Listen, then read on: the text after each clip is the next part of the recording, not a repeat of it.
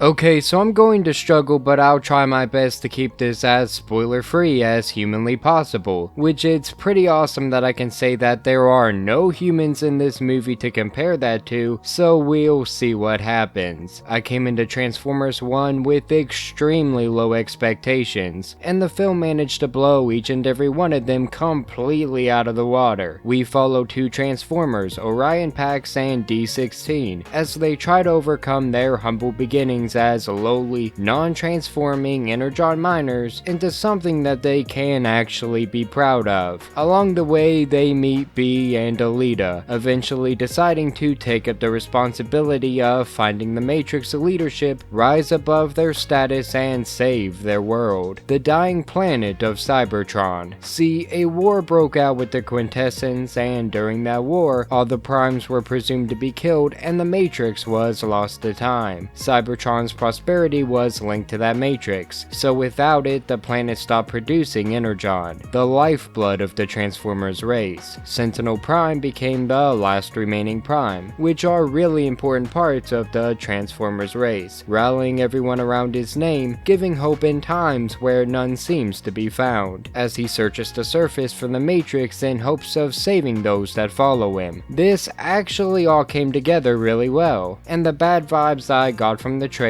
was because the trailer really misrepresents the actual tone of the film, trying to make it seem like every other kid's movie or even the latest Marvel movies where humor takes the forefront to the point that it makes it feel stale and out of place. Here though, they don't fall into those trappings, besides one time that I will get into in a minute. The humor is mostly used as a way to show growth and maturity throughout the film, as well as showcase how things are becoming more real, as mysteries unfold and plot points become expanded on more. It's not an unnecessary factor throughout to a distracting degree, and for the most part was used in a rather intelligent way. B was delegated to the comic relief character, which to be completely honest, has been something I can't quite figure out my feelings on. It worked, but it felt like he was the only character that remained stagnant throughout the film and didn't truly develop too far past his comic relief label. I liked him, but really hope they expand upon him in a second movie so he feels like he grows into his new position and understands the responsibility that comes along with it. They found jokes that work with him, and then they push it to varying degrees. One was funny at first, even if I don't think it needed to be in a kid's movie myself. He calls himself something with a cuss word. It's actually funny, so I don't want to ruin it,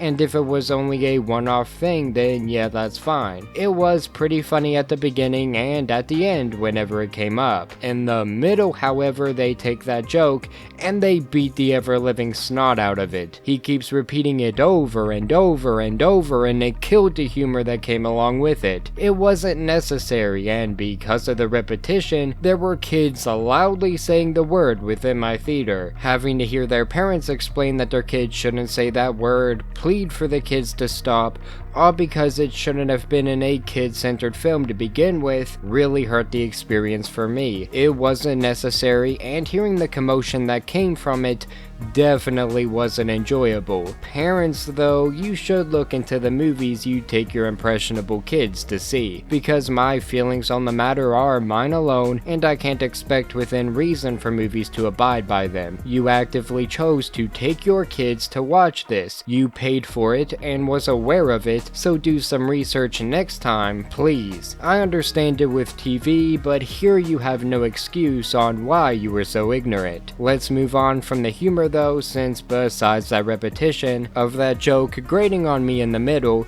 it's handled really well. Just wanted to bring it up to talk about the pacing. For the most part, I loved the pacing of the film, but moments like the joke scene I just harped on felt kinda like fluff in a movie that I actually believe could have benefited from being longer. It was few and far between, not a huge problem at all, but given every second could have been used to further foreshadow how it all plays out, and how how tight the pacing is besides those moments makes them stand out far more. Something I may get further into in a spoiler review, but we'll see how Hasbro handles this one. Now enough over analytical nitpicks, because in terms of no spoilers, I think I literally just covered all the complaints that I have.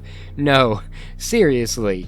It's so good that most of my gripes are about the experience in the theater over the film itself. The voice acting was good from everyone involved. I was super skeptical due to the trailer not doing anyone justice, but dang did they all deliver. I owe Chris Hemsworth an apology by assuming he wouldn't respect the role he took up here. Usually voice acting nowadays ranges from average to pretty bad. Celebrity voices pushed in for their names alone. Here though, I'm extremely proud of the performances and want to point out the talent showcased with the changes in tone as character development occurred. I'm very impressed. Orion Pax starts off kinda like whatever you expect from the lead character in a children's movie, with a scene that feels reminiscent of how Transformers Robots in Disguise from 2015 starts out. But due to who Orion becomes, actually makes sense for his character while referencing different backstories that the character has, such as working in a place like the Archive as he did in Transformers Prime Align Continuity. Chris did a great job portraying a younger, more energetic, but still as full of heart version of the character. His want for knowledge in this film was out of a want to help, demonstrating his heart is in the right place,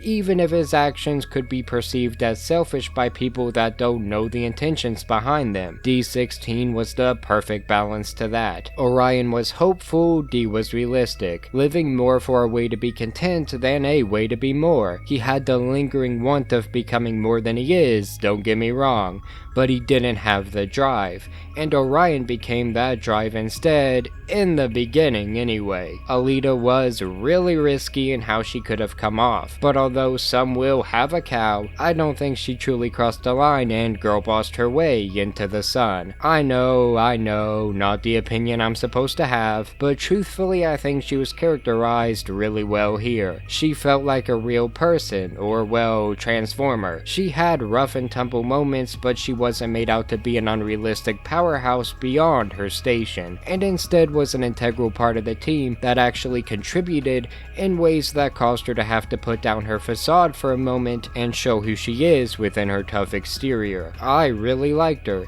thought she was a great addition, and didn't mind ScarJo's portrayal, and think the people harping on her are kinda missing the entire point of what makes a good female character and what doesn't. Gonna cause more harm than good that way. I already talked about Bumblebee, so not much to say there. He had some good action scenes, he was likable, I just want to see him grow out of his archetype within the next film, but he was fine in terms of this one. John Hamm, pardon the pun, really hammed it up as Sentinel Prime, and although it worked for this iteration of the character, it was definitely different for lack of a better term. I feel like every iteration of Sentinel is either different or abandons him early so they don't have to actually fool with him, and I have absolutely no idea why.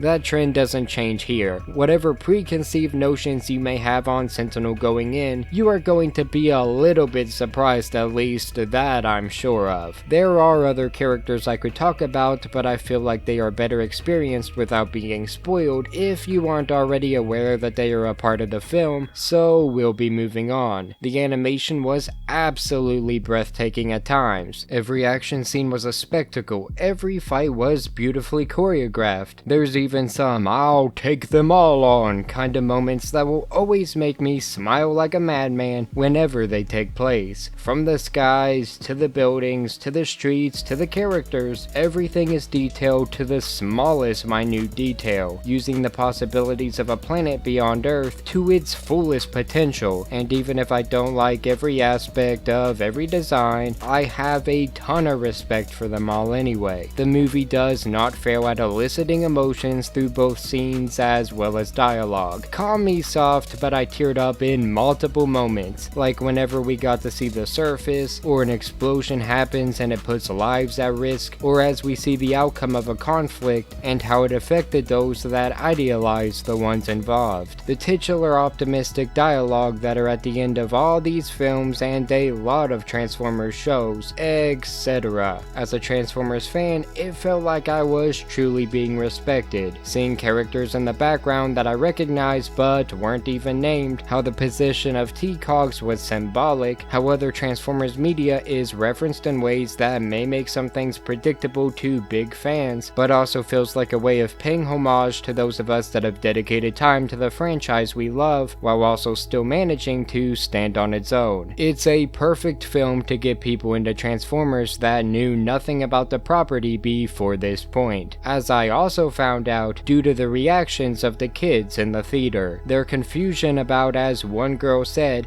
is he a robot that doesn't know he's a robot? Or why is he a robot? Direct quote, by the way, to her at the end going, "Transformers roll out vroom," was something that touched my heart in a way that a theater experience hasn't been able to do in a very long time. Witnessing someone go from complete naivety of what a Transformer even is, to having an actual appreciation for them, knowing how much they meant to me as a child and still right now, was just something that I'll never forget. Please go watch this movie in theaters. It's the optimal viewing experience, the prime way to spend your day, and I am absolutely floored by how much I enjoyed it. I'm struggling with not word vomiting spoilers all over my mic, so I'm going to go ahead and stop it here, but man was this one of the best Transformers experiences I've had since Transformers Prime ended airing. I never thought I'd be so happy by a current day Hollywood film, and although it had some Hollywoodisms, it was definitely in a league all of its own. To all are one, for more news, reviews, and whatever we choose, stay tuned to Nerdsfeed. Have a great day, thank you.